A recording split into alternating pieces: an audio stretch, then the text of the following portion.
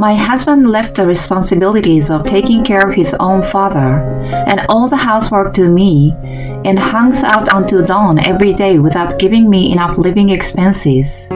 He asked me to dedicate my time to the care of my sick father-in-law. I quit my job as a nurse, which I loved, and devoted myself to him. And yet, Are you asking me for money again? we can't live on such a small amount again this month. It's your job to make ends meet within the budget. But there's a limit, you know. This is impossible. You're all talk and do nothing. Who actually brings money here? My husband, who had shoved me away, looked down at me and smirked. You are only eating money instead of making it. You are like a parasite. How dare you? If I leave you, you won't be able to survive. At best, you should flatter me so that I don't throw you away. I can divorce you anytime I want. You see? He flaunted papers in front of my face. He threw them at me and walked out of the living room. I picked the scattered paper up and spread them out on the floor. Unintentionally, my mouth made a smile when I saw the title Petition for Divorce. He believed that I was the one to suffer from the split. Not at all. I was not surprised since he wasn't aware of something important. How pathetic. I dialed the lawyer's number as I stared at the papers. My name is Michelle. I was a nurse at a private hospital. It was a tough job, with night shift and many days without breaks. Being a nurse had been my dream since I was a little girl. I found it as rewarding as it was hard. I truly loved my job. Although my husband Ryan and I seldom saw each other due to our busy schedules, we never had friction, and our marriage somehow carried on smoothly. My life changed drastically after an incident. One day, my father-in-law, Ryan's only living family member, suddenly became incapacitated. He was living alone at that time and was no longer able to take care of himself. He needed nursing care. Of course, Ryan was worried about him and asked me to take care of him. He told me that he would work harder, so he wanted me to quit my job and devote myself to caring for my father-in-law. I suggested we take advantage of the many convenient nursing care services available those days. He worried that his father would feel too uncomfortable having a stranger take care of him. I didn't want to quit my job, but my father-in-law was always very good to me. I well knew that his personality was too considerate of others. I understood Ryan's concern and finally decided to leave my job after much consideration. He also promised to help me with the housework as much as possible. I was sure that we were able to handle the new living arrangement. Things went well at first when we started living with my father-in-law. Ryan kept his promise and helped me around the house. Although the money we could spend was not much, we just needed to live modestly to get by. As time went on, Ryan became lazier and less helpful and gave me less money. When a year passed, not only did he stop helping me completely, but started spending his salary as he wanted. He didn't make a lot of money to begin with. Our incomes were cut in half when I quit my job, and we were in a financially difficult situation. In between taking care of my father-in-law, I looked for cheap groceries and had to drive far out to buy them. When Ryan wasn't around, I ate as simply as possible. I couldn't afford to buy new clothes or go to the hairdresser. When the living became too tight, I asked Ryan for help, but he always got annoyed with the word money. Hey honey, about the living expenses this month. I gave you the money already. Yes, but it's less than last month. I can't make ends meet with that. Are you kidding me? It's your job to manage within the budget. But it's too small. After I quit my job, it's been a constant struggle. Please put more in the house. What the hell? It's my hard-earned money. How I spend it is up to me. I won't stop you from spending it. I'm asking to at least give me enough to live on. You are talking all high and mighty. Just because you are a nurse, you still think you are so important. You may have made good money in the past, but now you are unemployed. You are a parasite that doesn't make any money. All you have to do is be quiet and do as I say. When I gave him a hard time, he became so infuriated that I could not handle him. No matter how much I pleaded, I could not get him to increase the amount. I had to take out my own savings from when I was working. I was exhausted from worrying about the critical financial situation every month and from listening to Ryan's verbal abuse. Even in the midst of all this, my father-in-law always thanked me for even the smallest of things. He knew that we were having a hard time making ends meet and tried to give me his pension. He was a really nice man and my only emotional support. Ryan's attitude and life, in general, were difficult to handle, but I enjoyed spending time with my father-in-law. I thought that if he was there for me, I was going to do my best. However, my only happiness was easily taken away. Nearly 2 years after I began caring for him, he suddenly passed away. That day, I was at the supermarket a little farther away because there was a special sale. I had gone out in the morning. I was worried about him, but he was doing well and even told me not to worry with a smile. I went out with peace of mind.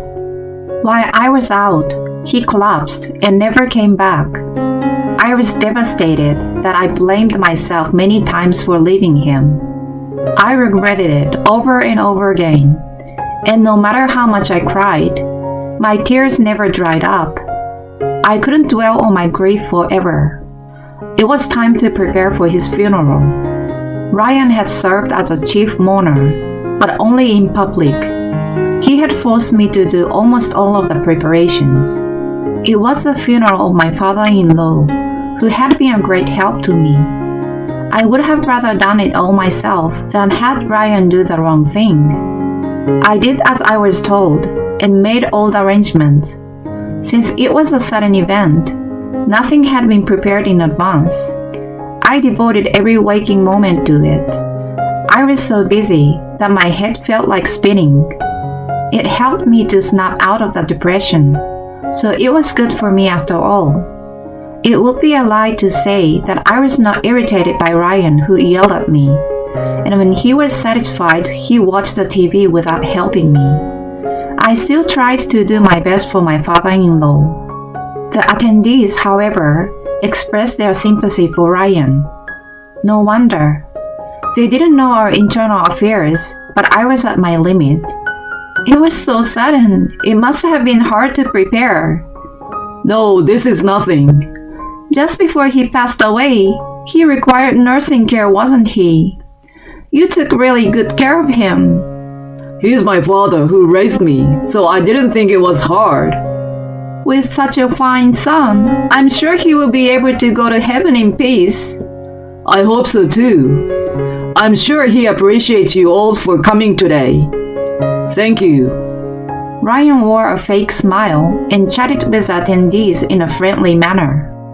The details of the conversation made me sick, and I had the urge to start cursing him out. He did absolutely nothing to prepare for the funeral or to take care of his father. There were days when he didn't even try to check on him. I couldn't forget how sad his father looked when he kept coming home late at night and didn't exchange a single word with him for days. And yet, the moment he was gone, Ryan acted like a good son. I couldn't help but feel disgusted. Once I got the feeling of dislike for him, it was very difficult to erase it. Even after the funeral, I couldn't get rid of the distaste. Since my father-in-law was gone, there was no need to continue living with him. Divorce. The word crossed my mind. I pondered if it was the right thing to do. I was still in doubt. But my revulsion for him was growing day by day, and it never disappeared. I was still procrastinating on what to do. I couldn't make up my mind, even though I was feeling the limits of my married life. It was just out of habit that kept me going through each day as before. Then something happened by chance. When I went to the local supermarket in the evening, the seasoning I wanted was out of stock. I decided to go to another one a little farther away. I bought what I wanted, and when I came out of the shop, I saw Ryan, who was supposed to be at work. I thought about calling out to him, but he was acting strangely. I decided to watch him from afar. He looked around and then disappeared into a building. There was a large sign above the door that he walked into. The name of a consumer finance company I had heard of was written on it. As soon as I saw it, my entire body went cold. It felt like I was placed in a freezer all of a sudden. I thought it was what it meant to have one's blood drained from the body. On the contrary, my mind was strangely calm and clear. Not only did he not pay me enough living expenses, but he also borrowed money without telling me. I wondered how long and how much he had been in debt. I decided to get a divorce at that moment. I couldn't live with such a man any longer. I felt my feelings for him rapidly cooling down. My feelings, which had been almost nothing, melted away like snow. That day, I waited in the living room until he came home. It was dawn when he finally showed up. "Morning, hon. You're back late." Yikes! What are you doing so early? "What's wrong if I was awake?" Nothing. What's going on? I want to go to sleep. "Of course you do. You have been hanging out until now." If you are being sarcastic, save it for another time. I'm tired from working unlike you. "Oh, right. I'm sorry. I have something important to tell you." What? "Let's get a divorce." Huh? What are you saying all of a sudden? "I have been thinking about it." What the hell? You are living off me. How are you going to survive after the divorce? I mean, you don't give me enough money to live on, so a divorce won't make a difference. Right. You're an angel in white. You are a nurse. You can live without me. Is that it? If you insist so much, I will divorce you. Let's go and see a lawyer later this morning. He locked himself in the bedroom after that. He took a day off and took me to see a lawyer as he said. He signed the divorce petition and slammed it down on the desk in front of me. Thus, we were more easily separated than I had expected. Ryan kept mumbling that it was too late to regret it, but I ignored him. I decided to return to my parents for the time being. When I explained the situation to them, they offered to help me, so I took their word for it. I immediately started packing up my belongings in the house. While I was at it, I also cleaned my father-in-law's room and found his will in a chest of drawers. I told Ryan, who seemed more delighted than I had expected. He opened the envelope with great enthusiasm. When he finished reading it, he repeatedly mumbled it was a mistake. I peeked in from beside him and understood that there was nothing he had expected written on it. The will stated that the several stocks his father owned were bequeathed to me. It also enclosed a long letter of thanks to me. No, this is not true. Oh my God! Normally, I, the only son, inherit everything, don't I? That may be so, but the will says... You've got to be kidding me. This is ridiculous. But the will says... This is invalid. It has your father's signature on it. It was such a shock to him. He suddenly fainted and collapsed on the floor. I called an ambulance, but I felt like I was already a stranger to him, so I left the rest to the paramedics. He was taken to the hospital. I didn't think there was a need for me to wait for his return, so I packed up the rest of my belongings and left for my parents' house. Sometime later, when my life had settled down, I went to inform Ryan's relative, who had been kind to me about the divorce. When she heard my story, she was very sympathetic and gave me a warm hug. When I had finished talking, she looked at me awkwardly, as if she was ashamed, and then she finally spoke in a hushed voice. Ryan had run up a large gambling debt behind my back.